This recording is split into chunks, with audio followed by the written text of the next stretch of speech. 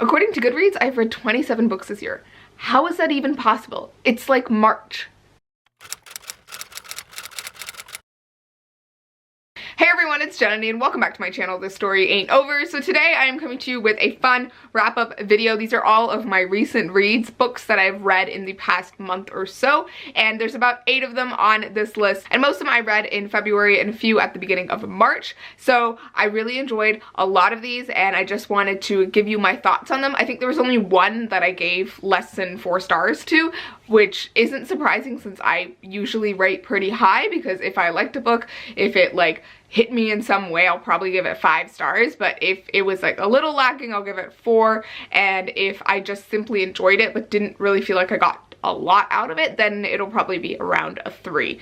But I'm definitely not as strict with my star ratings as other people are, which is totally okay. I totally understand that some people, like, a 3 star is still a really, really good rating and might be comparable to what I might rate like a 4-star book. So yeah. With that disclaimer aside, I really enjoyed so many of these books. I was not expecting to actually love like half of these books because some of them were kind of hyped and then some of them were just contemporaries, and I'm not the biggest fan of contemporary, but all the contemporaries I read this like past month and a half have been phenomenal and I'm just so happy about it. So let's just get right in. Alright, so the first book that I want to talk about is The Poet X by Elizabeth Acevedo, National Book Award winner, and just a poetry masterpiece. Like, guys, I was not expecting to love this as much as I did. Like, I knew it was going to be stunning and like beautiful, and I've heard the poetry is amazing and I love poetry, so like I knew that aspect I would love, but I did not expect the story itself to blow me away, and I think that's what really like bumped it up to a 5 stars for me, because it was just so well done. Basically, this book follows our main character Xiomara, who comes from this Dominican household in Harlem, and she has a twin brother, and she comes from a very strict kind of religious family. And this is basically kind of her like poems about her life and as she's going through it, especially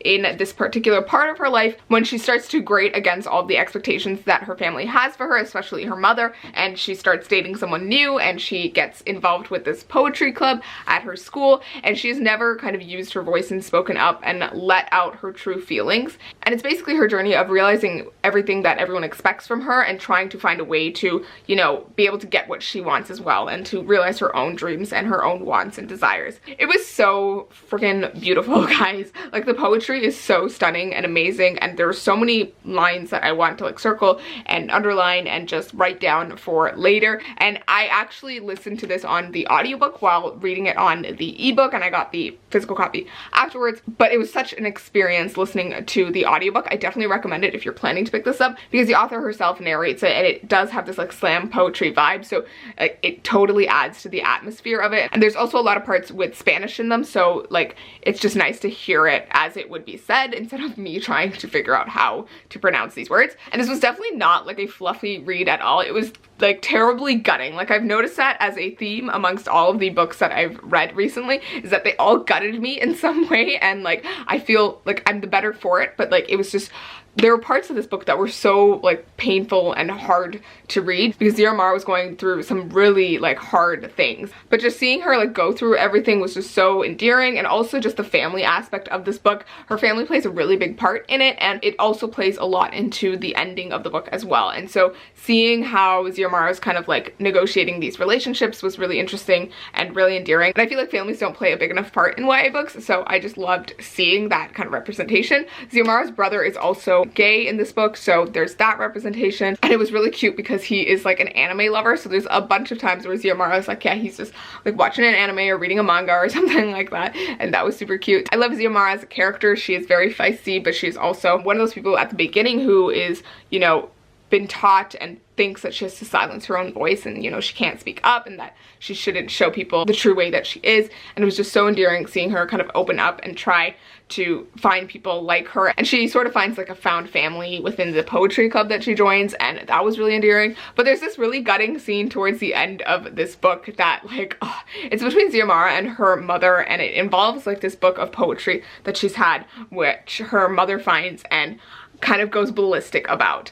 And that whole scene, like, I was just like broken. Like, I was crying and screaming and just like I couldn't handle all the emotions, and it was just so difficult to read and listen to, but also just so profound, just so intense and so worth the read. Like, I definitely feel like no matter how much pain this caused me, it was so amazing and such a beautiful read. And I definitely think it has deserved all of the awards and accolades that it has gotten. So I'm just amazed and blown away by this, and I'm just really excited to read more of Elizabeth Acevedo's stuff because this was her debut novel. I mean, she is a slam poet, I believe, regularly, like before she even wrote this, so there's that element as well. But I just loved this, and I know this is gonna be like a favorite from now on. So I loved it. I loved it. Like, if you, yeah, please go pick this up. It was just incredible. All right, the next two books that I kind of finished in the past month and a half are ones I don't actually own. I read them on ebook and I like ripped through them, and you might already know what this is because I talked about it in my March TBR. And I have a full book talk for both books, but those books are The Cruel Prince and The Wicked King. So I had picked up The Cruel Prince like a while ago, and I read like a few chapters and then like kind of set it down, and I was gonna come back to it. And then I realized at some point that my library loan on the ebook was going to expire, so I was like, okay, maybe I should just finish this and then I can just return it, and so I don't have to sign it out again. And so I started reading more of it, and as soon as I got past like the 30% mark, like I was so invested. I wasn't really enjoying it at the beginning, and then absolutely loved it later on. Super invested, loved all of the characters. And then Wicked King I loved even more, and I think I gave Cruel Prince a 4 stars and I gave Wicked King 5 stars, and I just was so blown away by these. I can't really say anything about this series without spoiling anything, but I will say that I know a lot of people like are wary to pick up these books because of the hype, and I can definitely see that. I'm just not one of those people who gets really bothered by hype, so it didn't really affect my reading experience. Like, I just kind of went into it with low to regular expectations, and I was astounded and like blown away and shook, and I loved it. So yeah, that was basically my take on it. If you want to know like my in-depth thoughts on it, I will link you the book talk down below so you can go check that out for my full thoughts on these books, because they were incredible and I'm just dying for the last book. And I have so many theories, and I talked about some of them in the book talk, but like I'm just so excited, guys. So excited. It was also really nice because I haven't read a like really good fantasy in a while, so that was really nice. And I just loved how cutthroat and ruthless and kind of wicked all of the characters are, because none of them are like totally moral characters. Everyone's kind of morally gray. Everyone kind of has an ulterior motive or is kind of selfish or ambitious or something, and it was just so freaking amazing. I love that.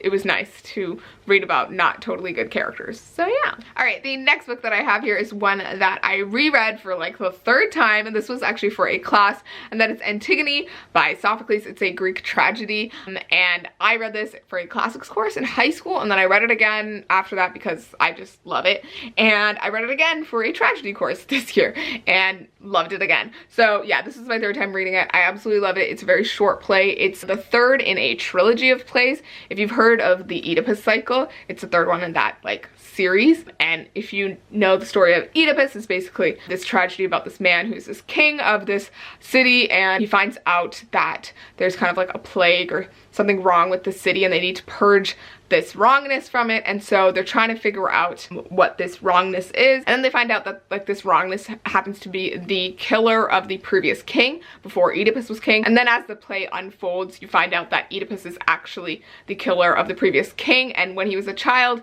he had received this prophecy that he was going to kill his father and marry his mother. And so we realize that like as a child his mother like sent him away because of this prophecy, and then he, not knowing his true parentage, came back to the city and accidentally killed his father and married his mother and had a bunch of children. And that's where the Oedipus complex comes from. So this is the 3rd book in this trilogy. I know this is weird, but it's great tragedy, okay? Really great tragedy. So this is the 3rd in that kind of series, Antigone, and it follows one of Oedipus's daughters, Antigone, and this is after Oedipus has died and left the city, and there's a new king named Creon. And so before this play starts, there's this whole conflict between Antigone's older brothers. So she had 2 brothers, and when Oedipus left the city, he left the city to his 2 sons, and they would kind of alternate rule. But when one of the brothers refuses to like give the throne to his brother for like the next term, that other brother decides to attack the city, and then the 2 of them end up killing each other. And then the new king, Creon, makes this decree that only the defending brother, so the brother that was defending the city, would get buried in a proper burial and all of the respect, whereas the other brother who was attacking the city and trying to get back the throne and everything would not get a burial, and his body would kind of lie disgraced. And so Antigone, the younger sister, is horrified horrified by this proclamation, and so she goes against Creon's decree, which says that if anybody tries to bury this body, then they will get like murdered and all of these things. But she's like, no, I'm gonna resist,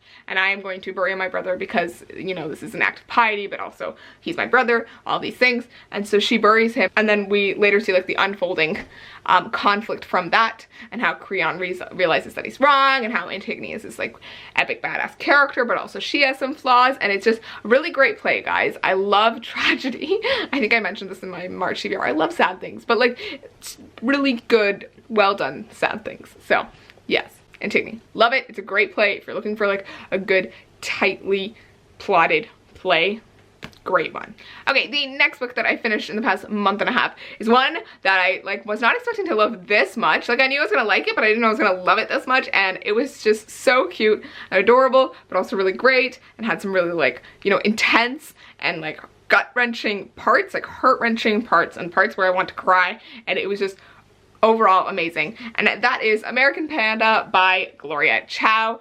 Guys, I loved this. So I had seen and heard about this from Monica Watson, the channel, and she recommended this as like an Asian book rec because the main character is Taiwanese American, and I was just really interested by that, and also the concept. Basically it follows this main character, May, and she's kind of chafing under the expectations that her parents have for her. They want her to go to MIT, they want her to become a doctor, they want her to marry like a perfect Taiwanese boy, and like all of these things. And so May like doesn't want any of those things basically, but she's always kind of followed her parents and gone along with what they said. And she's always considered her duty to her parents as very important, and so she has never really stood up to them, but she also like feels really guilty if she does. And although she wants to like fulfill all of their expectations, like they don't know that she's a total germaphobe, and that she like can't even imagine becoming a doctor because it just like disgusts her so much. And she also starts to fall for this Japanese boy who is not Taiwanese American, and who her mother would definitely disapprove of. And she's also starting at MIT. So the main character is actually 17, but she skipped a grade, so she's starting her first year at MIT, so it's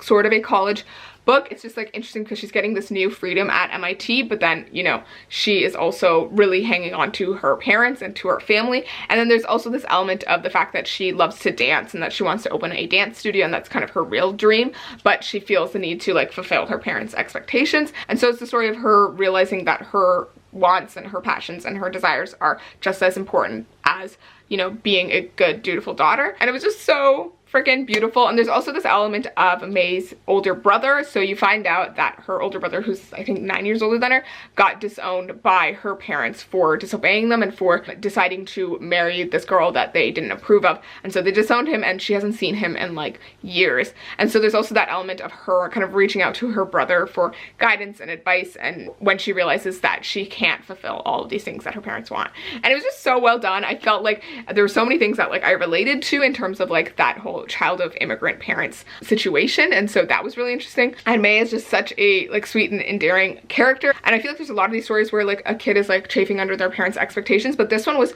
handled in a way where like May really kind of understood where her parents were coming from and all the cultural reasons as to why they were, you know, saying all the things that they were, but she is also trying to find the middle ground. And I thought that that was just really interesting and just such a nuanced representation, and I love that. There's also some really great like side characters in this book, and I feel like all of them, like they might appear at the beginning, but they always have like some kind of resolution at the end, or like they come in at the end. And I thought that that was really nice because I feel like a lot of times side characters just get like fallen to the wayside, and I thought that they were handled really, really well. The romance was pretty cute in this one. Like it wasn't my favorite thing, but it was still really cute. I felt like May's kind of journey with her parents and her relationship with her mother, that was like the best part. Her whole relationship with her mother and kind of how it harms her, and also how she tries to heal it and like work with her mother, like that was just so beautiful. So I absolutely love this book. It was great. I definitely recommend it. If you're looking for like a more diverse contemporary, definitely recommend it. Just so good. All right, the next book is one that I kind of picked up on a whim. It wasn't on my TBR, and I just like decided to pick it up because I was reading American Panda, and I was reading it on the ebook version and the audiobook version as well. So I had the physical copy, but I also had the ebook and audiobook on my Scribd app. So I was like alternating between those when I didn't have the physical copy with me. And so at some point I was reading the ebook, I think, when I was finishing the book, and I had finished it on like the train home or something. And And then I was like, I have nothing to read for the rest of the train ride. So I was going through my Scribd app, and then I found this ebook, and that is One True Loves by Taylor Jenkins Reid. So this is the author of The 7 Husbands of Evelyn Hugo, which I absolutely loved. It was like a 5-star read for me. And this is a really hyped book on BookTube, and like rightly so. It's just amazingly done. So I had pretty high expectations going into any of her other books, but I knew that like a lot of these other books that she had written don't have the same concept. So this book, I wasn't really expecting it, but it was like a full-on romance. Like it definitely had that vibe to it. And basically it follows the main character Emma, and in the first chapter you find out that she's like engaged to this guy, and that you know, she's in her 30s, I believe, and she's back home in her hometown with her parents and her sister and everything, and she gets a call that her husband, who she thought was dead for the past like 3 or 4 years, is alive, and that they have found him, and that he's coming home, that she has a fiance and a husband. So basically like you get the backstory afterwards, and you find out that when she was younger she met and fell in love with this guy named Jesse, and they were together for like years of her like, you know, adolescent life and her 20s, and they got married, and they were both kind of like the traveling type. And so one day, I think a year after they got married, he goes on this trip to Alaska, and then he's in a helicopter, and the helicopter goes down, and he goes missing, and so he's assumed dead, and everyone thinks he's dead. And so Emma has to go through like the excruciating experience of, you know, realizing her husband is dead and trying to move on. And so she meets someone new and, you know, falls in love again, and it's someone from her past, and she's engaged again, and then she gets that call that Jesse is alive. And so the first half of the book is the flashbacks of her relationships with both of these men, and then the second half of the book is kind of her dealing with the aftermath of realizing that her husband is alive, but she's with her new fiance, and like what has changed, like how has she changed as a person, and who does she want to be with, basically. And so she's forced to come to terms with like who she was as a person in each of these relationships, and how she has changed in the past few years ever since Jesse's death. And like it was just a really interesting kind of take on one true loves, and like that whole idea of that you can only have one true love in your life. And it was really well done. Like I really enjoyed it. I gave it a 3.5 stars, just because like while I enjoyed it, like I really liked it. I think I finished it in like a day and a half or something, and like I liked the characters and everything. Like I wasn't like blown away by it, and I also felt like it was slightly on the cheesy side a lot of times, and while that was fine, I just wasn't my favorite thing.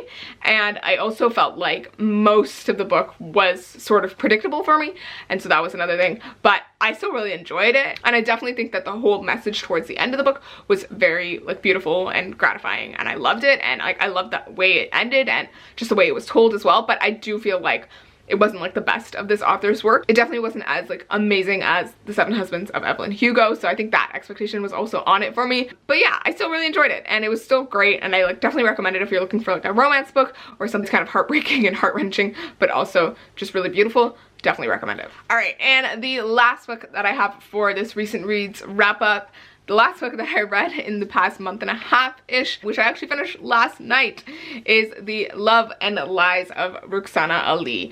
I started and finished this yesterday, and it was a experience. So as soon as I heard about the concept of this book, like I was just so interested and so excited to read it. And then I was watching a wrap-up by Sajid from Books Are My Social Life, and he was talking about this book and what he thought of it, and it, like his review just totally convinced me that I wanted to read it. And it's a great review. I'll link it down below. But I started this, and like, oh my gosh, this book was gutting and heartbreaking and heart-wrenching and just so intense, but also like phenomenal. Basically, this book follows her main character, Roxana Ali, who is Bengali American. So her parents are from Bangladesh, and she has gone there and visited a bunch of times, and she's expected to be this like traditional Bengali daughter, and she is like everything but that. And there's so much of her life that she has to hide away from her parents and like the Bengali community in Seattle where she lives. And there's also this like really big sense of like patriarchy in the community, in the sense that like they're always elevating the boys in the community. So there's this interesting double standard that goes on with her brother and her, even though like her and her brother have this really good relationship, which I absolutely loved. There's always this like element of her parents, mostly her mother actually, privileging her brother over her and caring about his studies or his future more than her own. And so basically, Roxana is just waiting until the moment that she can leave home and be away from her parents and go to California, to Caltech in the fall, because she is graduating from high school. And so she is like getting a full scholarship, and she's been accepted, and she's super excited to go to Caltech. And then there's also the element that Roxana is gay. She is a lesbian and she has a girlfriend named Ariana. She is a white girl at her school. They've been dating for like 7-ish months. And so Roxana is so terrified of telling her parents about this relationship because she knows that they're not going to accept it. And there's also just like a lot of homophobia in the community and also just some racism. And like there's just so many other like aspects going on. And it's interesting because she's trying to negotiate the space with her family and her Bengali community and then the space with her friends as well. There's this element of the way that her friends, they're mostly white friends, cannot understand why she has to hide all of these things and why she's so scared to tell her parents about her sexuality and all of that. And they're like, you know, what's the worst thing that they can do to you? And she's like, they could lock me up, they could like, you know, do so many things to me, and a lot of those horrible things actually happen. So the kind of inciting incident of this book is when Roxana and her girlfriend are caught kissing by her mother, and so her mother kind of flips shit and her family flips shit, and basically they kidnap her to Bangladesh because her grandmother is sick, and they keep her there and try to like arrange a marriage for her to kind of like get the gay out of her. And there's a lot of homophobia in here, there's a lot of racism, there's a lot of like sexism and like other isms in this book, but it's handled so well because it's like looking at a very like conservative and reserved community and how there's nuances in that community as well, because it's one of the interesting things about this in like, you know, Roxana's like Bengali Muslim community is that like, she expects all of them to reject her for her sexuality, and like 5 times out of 10, like, you know, half the people do reject her and half the people accept her, and that was just so beautiful. And I love that, and I love seeing that nuance because, you know, there's like this point where she is talking to one of her friends from Bangladesh, and Roxana's scared to tell that friend that she's gay and that she's lesbian. And when she finally tells her friend's like, why didn't you tell me this whole time? You just assumed that because I live here, because I'm also Muslim, that I pray like 5 times a day, then that I'm gonna be as conservative and, you know, bigoted and horrible as like everyone else. And you think I wouldn't understand you even though like we're friends and we're family and I love you? Like, you know, why did you think so lowly of me, kind of?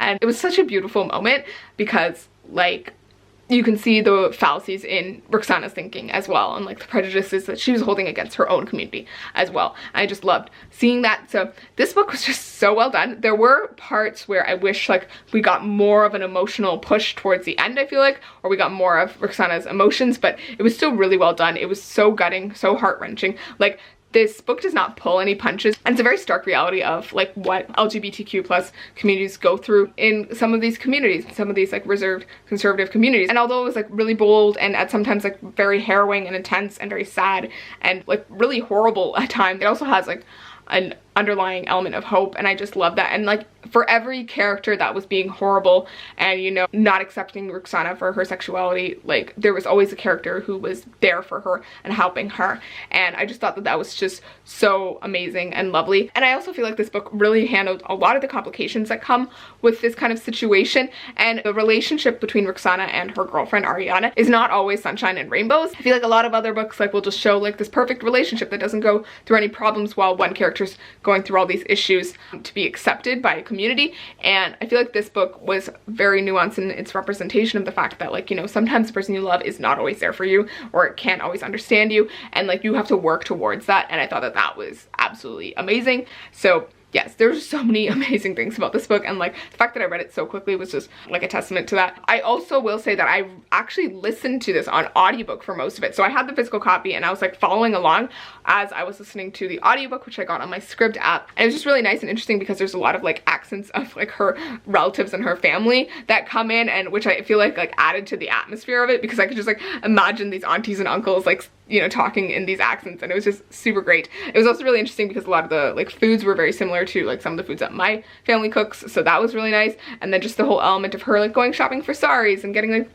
bangles, and like being in Bangladesh and like being surrounded by the atmosphere there and how it's quite different from America, and like that whole element. And another thing that I loved about this was that, you know, she's straddling like 2 cultures and 2 identities. So like one of the things I love about the cover is that like she's standing in like her all black kind of like American outfit, and then on the back she's in her like, you know, sari and like, you know, her Bengali like outfit, and it was just really nice to see like that dualism of her life and of her identity, and how she doesn't want to let go of either. Because one of the other elements of this is that her friends and like the people from America who love her and care for her are like, why don't you just like leave your family? Why don't you just like, if they're being this horrible to you, if, you know, if they can't accept you for who you are, and if they're, you know, trying to like pray the gay away or trying to marry you off and doing all these horrible things to you and manipulating you, you know, why are you staying? Like, why don't you just cut and run, kind of thing. And there's this part towards the end where she's like, you know, that is also part of my family, and like you can say that they're being horrible and everything, but like she couldn't just cut out a part of her life, part of her identity, and that was really important to her. And I loved that, you know, we get to see her family working towards understanding her towards the end. It was just really well done, guys. This book was just so good. It was 5 stars and it was amazing, and I'm just blown away. It meant so much to me, and I just loved it. Yes, like I cannot talk about how amazing this was. Loved it. I totally recommend it. I also love this because I haven't seen a lot of representation of LGBTQ plus characters in like communities of color, and I thought that that was really important and interesting, because a lot of like the popular YA fiction, I feel like, at least of LGBTQ plus characters, they're all of like white teens, and so I feel like it was nice to see that kind of cross section, that intersection, and that was absolutely amazing. So absolutely love this. So amazing. Like, this will rip you apart. I will definitely say that if you're planning to pick it up, like, go into it wary of like all the emotional heartbreak that you're gonna go through. I would also be careful of this, like triggers of like imprisonment and like, you know, locking up your kid, and also homophobia, racism, sexism, and also like sexual assault, domestic violence, domestic abuse. There's a whole lot of stuff that's going on in this book, so if you might be triggered, just be careful of that. But yes, absolutely love this. I could go on and on about it, but I will not. So yes, absolutely love this. You should definitely pick it up. Like, of all of these books today, like this one is the one that hit me the most, so really hope you pick it up. Okay, so those are all of the books that I read in the past like month and a half, my recent reads. I really enjoyed all of them. I think One True Loves was the only one that I didn't give like 4 stars, like over 4 stars. But yes, let me know in the comments down below if you have read any of these books, or if you are planning to read any of them. If you've read it, let me know your thoughts on it, and if they were like different or the same as mine. If you haven't read it, let me know like which of these books you like want to read the most based on what I've said, and let me know what you've read recently as well. I would love to know and get some more recommendations to add to my ever long TBR. Thank you so much for watching, and please remember that the story ain't over. Bye!